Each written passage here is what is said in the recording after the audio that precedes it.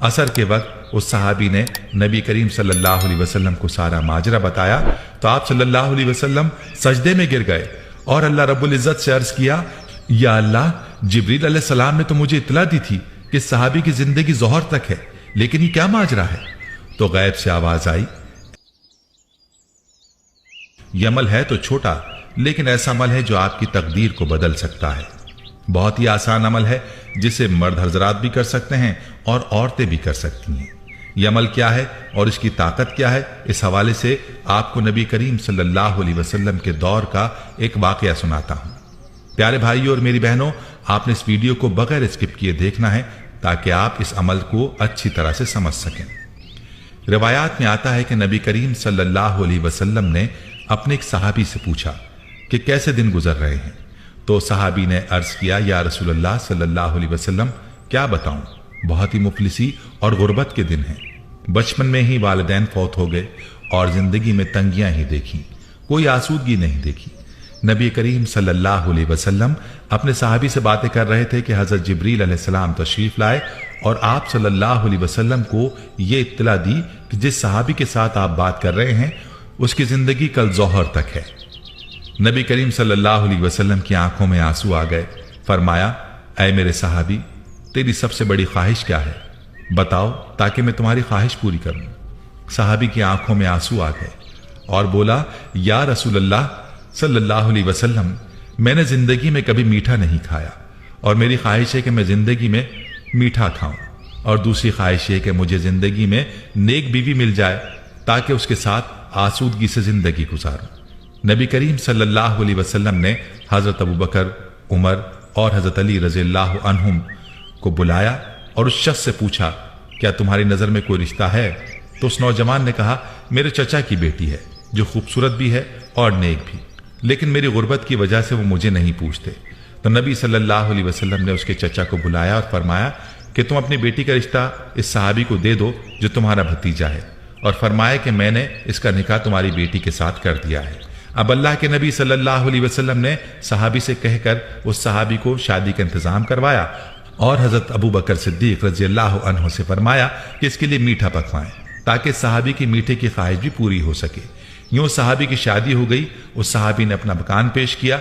वो सहाबी अपनी दुल्हन के साथ उस घर में चले गए। उनको जरूरी सामान भी दे दिया गया और मीठा भी उनके लिए पेश किया गया।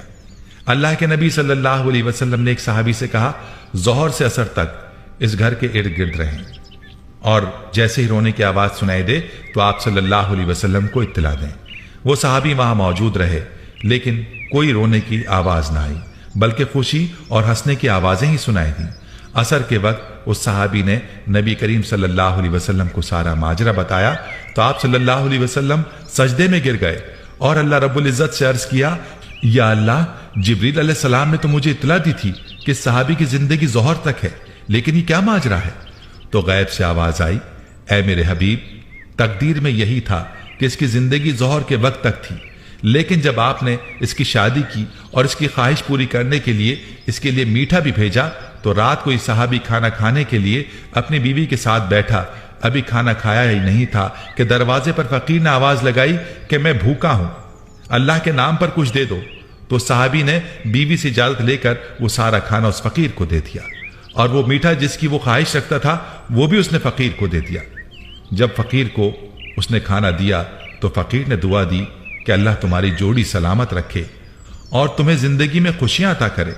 तो मेरी इज्जत की कसम, मुझे उस नौजवान सहाबी की अदा पसंद आई और मैं फकीर की दुआ को टाल ना सका।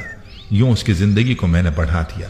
तकदीर का लिखा यही था कि उसने ज़ोहर के वक्त मर जाना था, लेकिन सदक़े ने उसकी जान बचा ली। प्यारे भाइयों और मेरी बहनों, याद रहे कि सदक़े में और दुआ में अल्लाह ने बड़ी ताकत रखी है।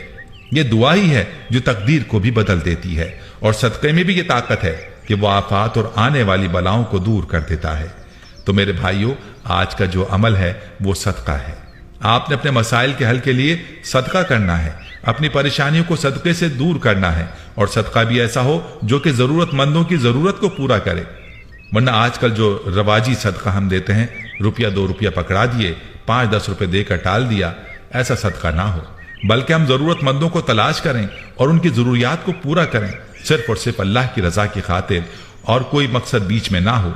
जब इस तरह का सदका करेंगे तो फिर आप देखेंगे कि आपकी परेशानियां कैसे दूर होती हैं और आपकी तकदीर कैसे बदलती है। हमें चाहिए कि अपने इर्द गिर्द रिश्तेदारों में देखें कौन है जो नादार है, जो मुफलिस है, उसकी मदद करें और अपने दरवाजे पर आने वाले फकीर को हम खाली ना लौटाएं बल्कि उसकी जरूरत को पूरा करें। फिर देखें कि आपकी परेशानियां और बीमारियां कैसे खत्म होती हैं और आपकी आफात और बलियात से कैसे हिफाजत होती है। प्यारी बहनों और मेरे भाइयों, जब भी आपको किसी परेशानी का सामना हो तो सदका कर दिया करें। अल्लाह के फजल से परेशानी दूर हो जाएगी। यहां आपको सदक़े के चंद फजाइल बताता हूं, जरूर मुलाहिजा कीजिएगा।